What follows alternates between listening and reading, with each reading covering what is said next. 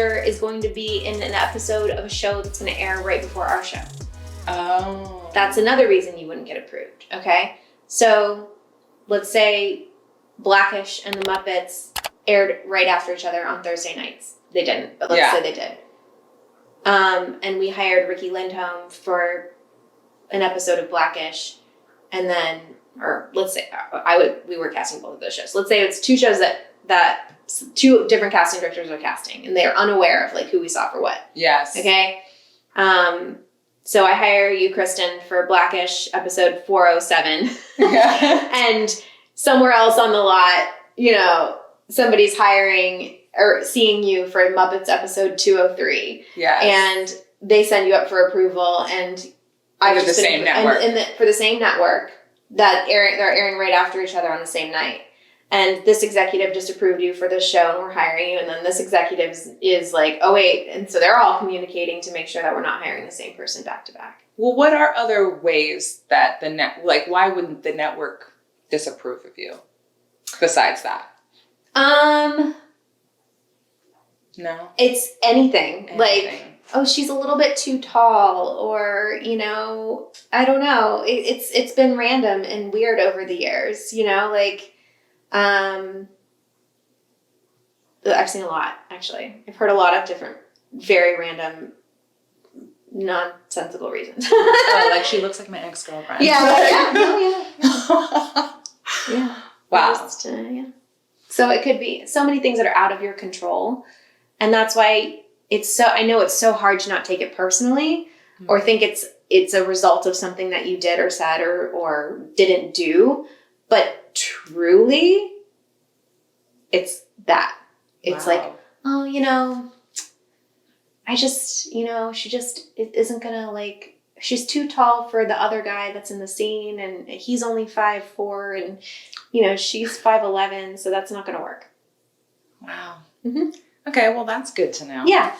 Hey, I got it. My next question is, what do CDs like to see different, if anything, in the callback versus the audition? Especially now virtually, because we got the callback because of the job, right? Yeah. But like, do you care to see anything different? Or no, and I think historically you guys are really well versed in like understanding that the reason you got called back was because of what you did in the first time, right? So most actors that I know, especially in television auditions, would wear the same shirt, wear the same outfit. Yes. They make notes about like, oh, I wore this and I put this lipstick on and da-da-da-da, so that they can recreate that and come back exactly as we saw them before, because that's the reason they got a call back. So historically, I would say that no, don't do anything different. Don't do anything different until you get a note, but be open to notes. Or have your rep ask, is there anything that you'd like to see differently that they can prepare before they come? For instance, I've done this to a friend of mine in the room on the day, but she came in, she's Irish, and she came in and she did the scene in a prepared American accent. She's very good at her American, and she did a great job, and everyone loved her, whatever. And I was like, the producers were sitting next to me, and I was like, I'm going to ask you to do something. She's like, oh God. And I was like, can you do it in your Irish? Because I think it would be really interesting to hear it in your Irish. And she was like, okay. And she had prepared in her American. Yes. So it took her a second. She kind of in her brain was like, blah, blah, blah. Okay, I'm ready. Let's do it. And she did it. And she's like, oh, I kind of like slipped back into my American a little bit, but she got the job. Oh, wow. Because it was like something that they hadn't seen. Nobody else read it with an Irish accent because nobody else was authentically Irish. You know what I mean? So, so I think just being prepared and open to notes on the fly like that, but also potentially, you know, knowing to ask the right questions, to have your reps asked before to like make the right choices going into it. But we won't call you back unless you've done something that we liked. Speaking of right choices, you know, there's this thing that goes around in the acting world called just bring some specificity to it. What does that mean in your opinion? Bring some specificity? Yeah, like you bring, like you are very specific in your character choices. Like for example, Dacre Montgomery, the whole like you know, like he was very specific in the sense that like, oh, I'm gonna like be my character and I'm just gonna be like weird, right? Yeah, and then now other people are like, let me do that too. Yeah. But that was specific to I think what we mean is authentic. authentic. Yeah. So like that moment for him, like he made a choice and he went with it. And I don't know him personally, but I would guess that he's very, you know, charismatic and not similar to that character because that character was something else, but like, you know, like he's got a lot of, I mean, it was a plane of that character. Yeah. So he, you know, he made a choice and he leaned into it, but it was an authentic choice for him. So when people see that and then they try to reproduce somebody else's authentic choice, it comes off as inauthentic and it doesn't work at all. Because we're looking for your specific, like what makes you, Kristen, the right person for this part. Yeah. You know, and I had an actor the other day ask me like about headshots and she was like, you know, should I put wigs on for my headshots? And I was like, well, do you wear wigs normally? And she was like, no. I was like, well, how do you wear your hair normally? And she was like this, and sometimes I put it in braids. And I was like, okay, so I would then shoot your headshots like this, like you are right now, and then do braids and have headshots done in your braids, because that shows who you are authentically. Listen, we can wig you if we want to. We can dye your hair if we want to, but we want to see who you are and, you know, how you move through the world as you. And then we can adjust from there if for some reason the character needs something different. Like Sammy Henratty did a show for me and she, you know, we talked about putting a purple wash in her hair because that would be fun for the character, but we didn't need her to put a purple wash in her hair to come audition for us, you know? So I think it's really about making choices that reflect who you are and who you, like, how you would put yourself in that character to make that character feel as real as possible. Because when you're playing a role, it's inauthentic because you're playing somebody else. Yeah. So what can you do? What choices can you make to make this character feel like a real person? And the way to do that is to insert parts of yourself, who is a real person, into those lines and that work and the way their body moves, etc. Right. So, you know, once you're basically, you know, bringing life to animating something that's not real. Right. And so the more real and authentic you can make them feel, the better chance you have of getting it. Yes. Oh my gosh. Okay. Thank you for that. What advice do you have to get the attention of a casting director if you don't have an agent? This is a question we get all the time, and it's a very difficult question to answer. Okay, because you have to understand that when we're putting a project out and we're looking for actors to be a part of this project, for the most part, we're on a timeline, and we don't have enough time in the day to consider every single person in the world. There's a lot for this part. Okay. Yeah. So we don't typically open it up to direct submissions because it's too much to go through. In specific cases, we do. If the character is has to have a special skill or there's something really specific or particular about the character that requires us to do a broader search, then we will open it up to directly to actors. We'll put it on Instagram, you know, if we're just not finding it within the represented community. So then having an agent would be the best route then? Having representatives that can submit you through the various platforms that we use is the best route because typically we don't open it up to direct, okay? But if you don't have reps, I mean, the whole rep game is catch-22. Yep. So, you know, and I'm going to be honest, it's because at the end of the day, it's a business and there's a bottom line. Yeah. So if they can't make money off of you, then they're not going to sign you to rep you. Okay. And if you have to show them proof of concept for them to believe that they're going to be able to pitch you and make money off of you. Right. Okay. So if you don't have a body of work, then already, then it's hard to prove that you're profitable.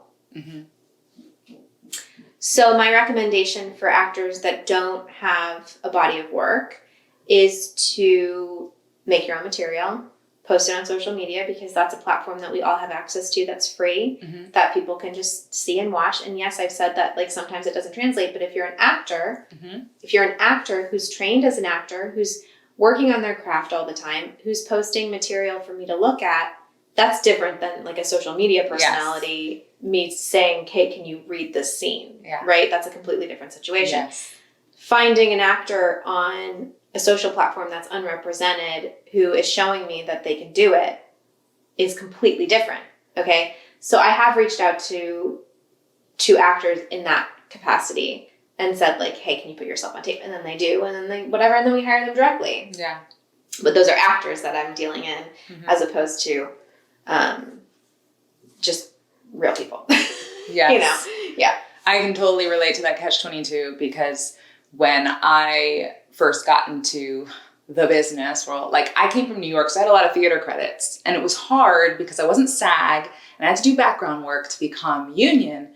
And I ended up going to a casting workshop and I got my first TV credit with a soap, with a casting director who brought me in on a soap. And with that one little credit, I got an agent.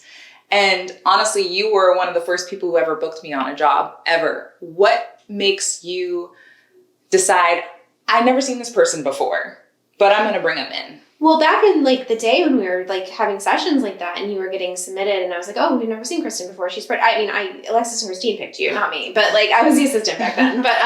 But you know, they would take chances all the time, and we all take chances all the time because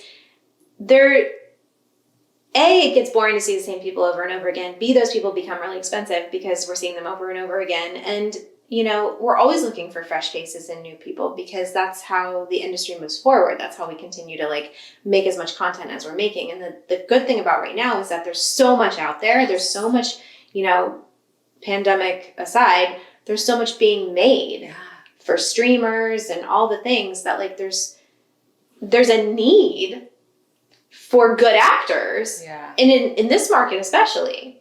You know what I mean? There's a need for crew in this market, and there's a need for talent, just talent in general in this market. So I had a friend recently tell me that like every studio or every like lot in town that has a stage, like every stage in town is booked out by Netflix, Hulu, and Amazon and Apple for the next like 5 years. That's great. To the point where like an ABC show that Devin was working on is shooting at Stone Mountain.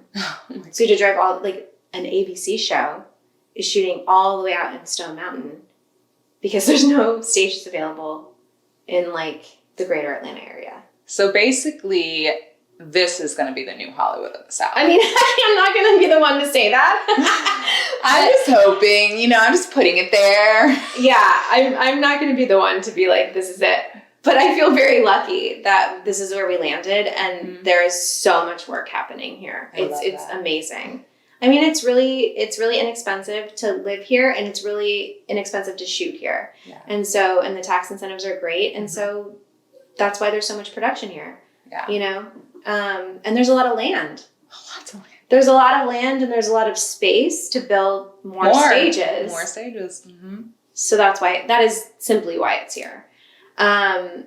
But I feel very lucky about that. And I think that they're, you know, as we move forward, they're shooting a lot in New Mexico. I just had that one film shoot in New Mexico. Obviously they're shooting a lot in Canada. They're just going to continue to find places that can accommodate, you know, in regard to it being cheaper to do and also the space. You know? So now you literally can act from anywhere. Yes. Yeah. I was terrified to move here because I was so afraid that my agent was going to drop me in LA. And then I was telling my manager, I was like, you need to tell her, like I'm moving in this week. And she was like, it's fine. She said, It's okay. Yeah. It's It's been a long process for Devin and I to kind of untangle ourselves from the idea that like we have to be in Los Angeles to be working in this industry. Yes. And separating ourselves and our identity from Los Angeles and like the grind that happens there. Oh, that's the perfect word that you said. Here's the truth is that this is a global industry, especially now with everything being virtual because of this pandemic. We have the opportunity to participate in the same capacity anywhere we land. And so we're going to put ourselves, our happiness, our families first. Yes. And we're going to just ride the wave. And I don't know what's happening out there. I'm so sorry. That's okay. And we're going to ride the wave, and we're going to allow the work to come to us because we've put in our time there. Yeah, we did. We've done the work there. Yeah, we did. We've met the people, made the connections, and learned what we needed to learn to be able to do it from anywhere. Yeah, exactly. Oh, I love that. I feel like we should end with that. That's so beautiful. Like, it's just... Yeah. Gives me warm and fuzzy. Well, and two, it's just like... I mean, still, we're a year out, and it's just a lot of, like, you know, I don't know who I am if I'm not living in LA and driving 2 hours to Burbank every day and sitting in an office on a lot. That's crazy. You know, that it doesn't have to be like that. No. And, you know, yeah, that's the truth, and it's going to continue on for some people, and that's great. But there is enough work now, and there are... And we've learned enough to know. And I'm not saying that you have to go to one of these places to learn. You don't. That's not the case anymore either. Yeah. Because learning has become virtual too. And so it's just about releasing and allowing the universe to tell us where we're going and what we're doing, and trusting that, like, it's not about our physical location or about taking the bad deal because somebody else will just take it if we don't take it, or, you know, grinding down to, like, being so stressed that we're carrying it in our physical bodies. We don't have to do that anymore. No, I love that. I love that. And I could literally talk to her all day. I could talk all day. Oh my gosh. I was trying to get this down to 20, 30 minutes, but I don't know that would be the case. My friends will tell you, like, she'll just talk. Like, so you have to stop her at a certain point. Yeah. No, but I love that idea, and it actually almost tears me up because, you know, it did feel like a grind to live in LA and know that, like, okay, you just need one casting director to just have a little faith in you and, like, give you, like, you know, it took me a long time to get the ability to now go out for series regular auditions, where it's like I didn't used to have that. And I remember I would cry to my husband and I'd be like, I've been auditioning for one-liners for 7 years. Will I ever be able to move to the next level? Like, what is it going to take? And it was just like, it was constantly, but again, it was like the relationships. People fell off. People fall off. It does. This industry takes a lot out of you, and you must really love to act to persist. And I feel like now we can actually have a life outside of just thinking about, you know, I have to stay in LA. If I don't stay in LA, then if I move, then I've given up and I've failed. And it just gives me so much hope to hear you say that, like, you can put your family and all that stuff in the front, and you can still have a happy life and still do what you need to do. Well, too, we're more than one thing.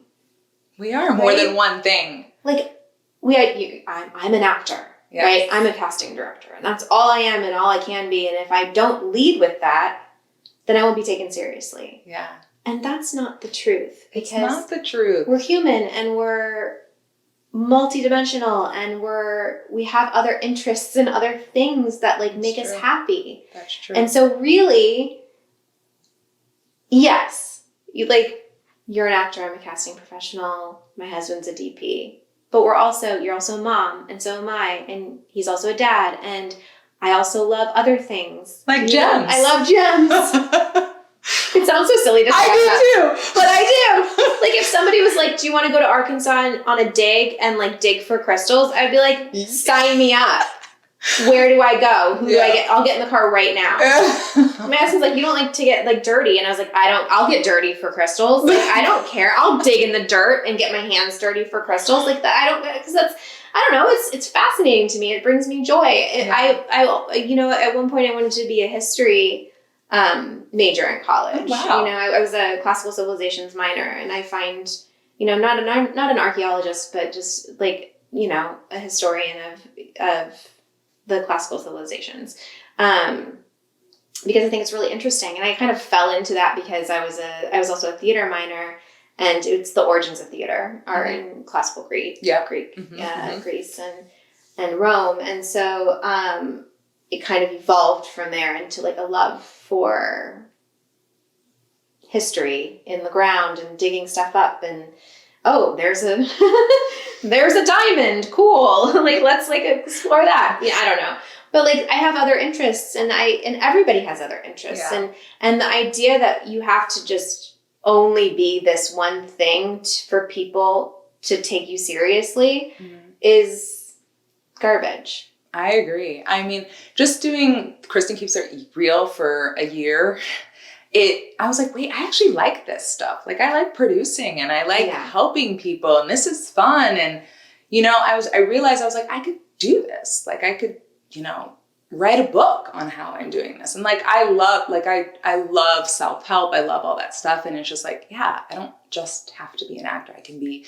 an everything. Yeah. And you can lean into other things. And honestly, the other things you do, and this is what I was talking with my friend Jen about on her podcast, but like, other things you do and are interested in make you a more interesting, well-rounded human being, which makes you a better actor. That's so true. I can always tell when there's an actor who's not a mom, and I'm like, she ain't a mom. Yeah. She's playing not mom, but she's not a mom. I know. And I have friends who had just had babies, and they like just had babies like a month ago, and they're texting me. They're like, "Oh, you don't know till you know." Yeah. And I was like, "You don't know till you know." Don't know. And I remember when I had Gemma, and I named her Gemma. Yeah, of course. When I had Gemma, I called my friend Erin, and I was like, "Yo, you did not prepare me for this at all." And she was like, "I'm sorry. It's like, you can say it, but like, there's not, you can't explain it. You can't explain you have to live it to understand it." You have to live it. So you have to live it. So yes, that translates. It did. I mean, I became like in commercial world, young mom became my moneymaker. Yeah. Because I was really good at it. Yeah. I did it all day, every day. Yeah. And then it looks really authentic. Yeah. And that's what, again, that is what's going to get you the job, authenticity. Mm-hmm. If you can find the authentic person in the words, in the scene, then you found it. Yeah. You know what I mean? That's the key to everything. And finding them authentically and listening and responding. Because again, when you're listening and responding, it feels like you're actually in this room, in this scenario, responding to the person you're talking to, and it's authentic. Yes. That's it. That's the key. That's the... and you know what? There was something, oh my gosh, keep going. But there was something that I've held on to this. You were able to get me an audition for a project where, I needed that. I have MS as my character, right? And I will never forget something that you said to me. You're like, it's much more interesting when you have activity, like you're doing something. You were telling me about an audition that you had where the guy was like, business. Yeah. Mm-hmm. And he was like stuck in prison. He was trying to figure out a way to get out. Yeah. Mm-hmm. And I was like, oh, that is way more interesting just to be at the camera. And so ever since then, I'm like, all right, I need some business. I know, like in the when you go live in a casting office, like all you have is your sides, but you're home now. You can do You're stuff. home. I mean, I'm not saying like go shoot it in your kitchen. Sometimes I am. Chrissy, like, she was like, they don't have to shoot this in their kitchen. I was like, maybe they do. And she's like, oh my God, they don't. I was like, okay. But it's literally, we call it painting the scene. Mm-hmm. And you can have your space with your white wall and then like nothing else. And you can paint a scene with your physicality. Mm-hmm. Like, the character's going to carry themselves differently depending on who they are. Mm-hmm. So their physicality is going to be different. Would they be hunched over? Are they like, an alpha? Like, are their shoulders back? It's going to, you have to do the work in the scene study and you breaking down like who you are and what you are.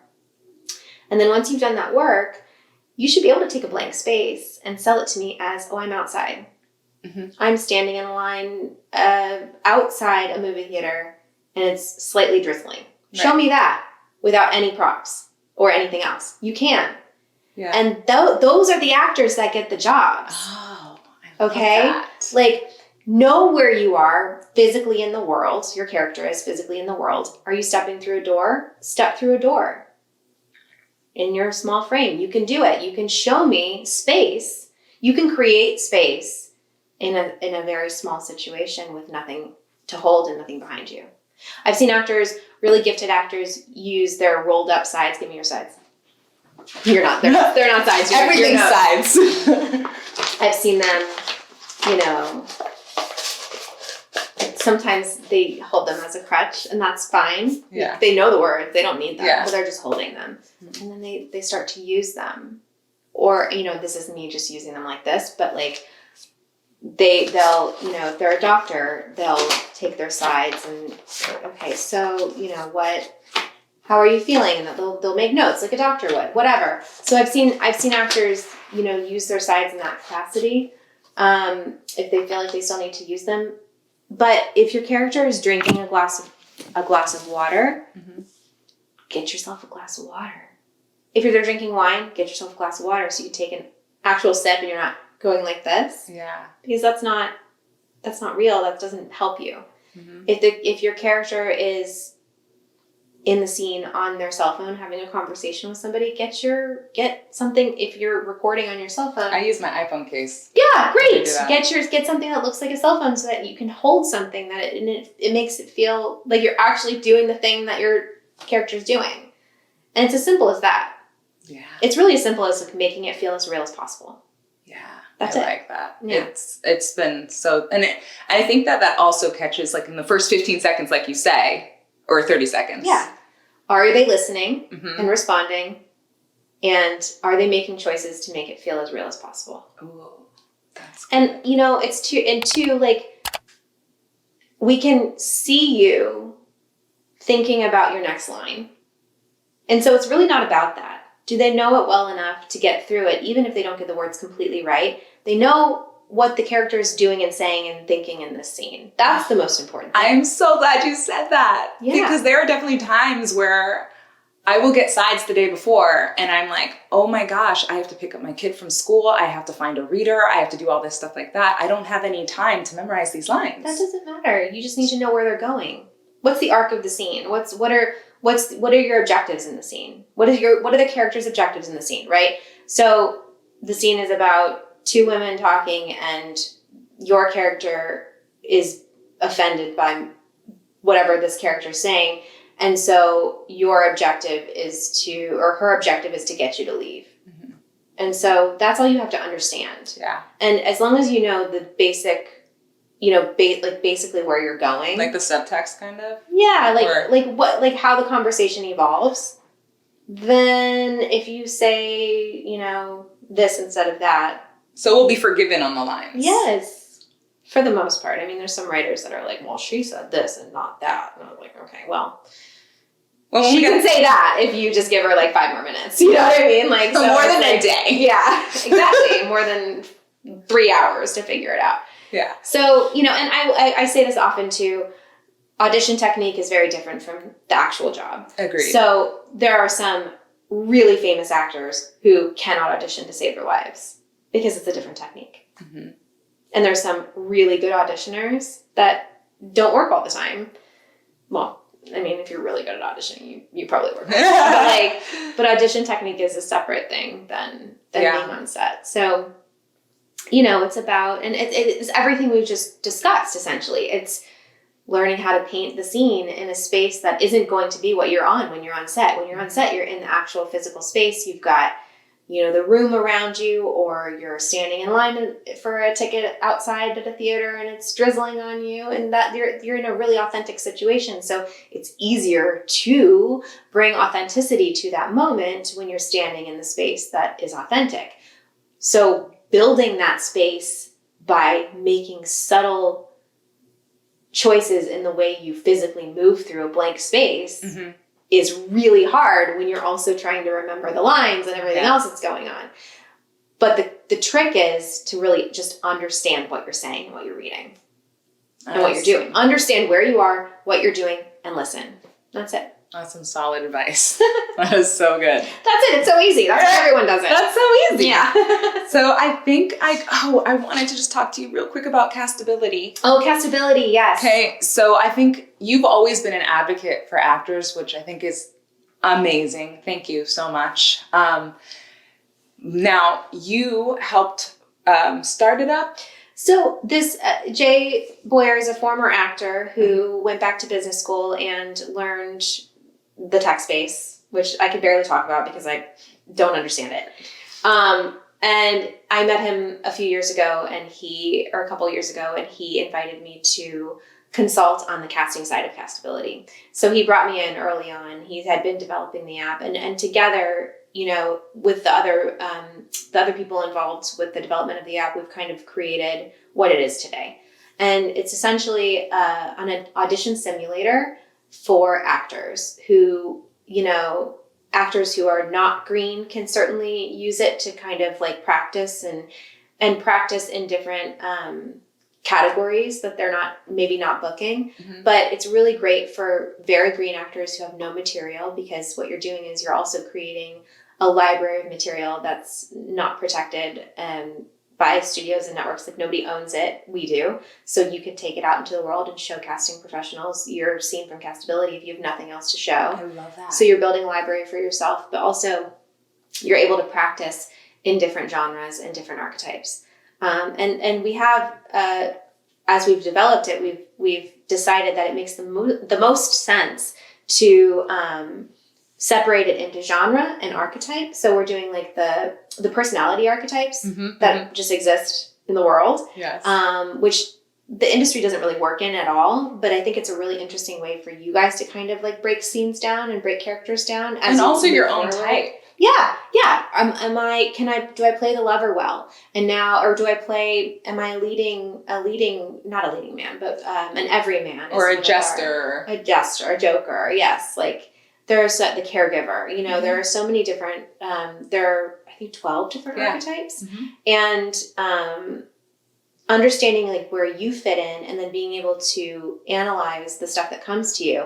Oh, okay, who is this character? Is she a lover? Okay, great. Let's lean into that part of it. Yeah. And I think that that's really interesting to be able to kind of play and explore and say, okay, well, I'm not doing well in the jester archetype, but I'm going to keep working on it. Oh, I love that. You know what I mean? It's so smart. Yeah, it's so really smart. And it's so different from anything else too, and that's why I'm so interested in it. Yeah. And not only is it a place for you to work through things and kind of test without any what's the word I'm looking for? There's no risk. Yes. Testing without any risk. Testing like, oh, can I do this? But the casting professionals who are curating it are casting professionals working in the industry, but they're anonymous to you. So, and they're, we're seeing so many that like, it's like, there's no risk to you taking a chance. And if you're scoring low in a thing, you just keep going and you keep trying. And like the next time, maybe it's going to be a different curator who has a subjectively different opinion about this archetype in this genre and you. Yeah. And you'll, and then we're working through it. But like, it's just an opportunity to practice, basically. Have there been any casting directors that like have seen someone and like, actually, I think I want to put her in? Yes. Absolutely. Because every time we watch anything, we're thinking about everything we're working on or the future. Yeah. You know what I mean? So I am watching a show, we're watching a show on TV and I'm on IMDb throwing them into a list. Wow. Yeah, that's a function that we can use now on IMDb. We can make lists on IMDb. It's really cool. But like watching a show, just throw them into that list so I can remember them for later. Or, you know, the same goes for this. If it's somebody that we really love, we all organize our, you know, mental files differently. Yes. But just remembering that person down the line. I mean, I want to say, and take this out if it's wrong, but Cindy Tolan cast West Side Story. Mm-hmm. And she remembered an actor that she'd seen on Broadway for one of the kids. Oh, wow. And he wasn't even acting anymore. He was like, he had moved on with his life and was in school or something. And she found him and she's like, can you read for this? She'd seen him on Broadway when he was like 13 or something. I could be getting all this wrong. I don't think I am though. Yeah. I love that. Yeah. I love that idea because I think also too, like with actors, sometimes, like even sometimes I'm like, do they even remember me? Do they know who I am? Like, you know, and some do and some don't. Yeah. But then, like, I take it when a casting director gets me another audition, I'm like, oh, this is my callback. Even though it's not a callback for the thing. That's right, though. You win an office, right? Yeah. Like, you won Alexis and Christine's office when you booked that job the first time. And it's like, or, you know, just, I don't know if you came in for us before that. No, I hadn't. But she had got me, I was on Grownish, and then I was also on... You worked for them since, yeah. Yeah, and then Gordon Gibbons. Yeah.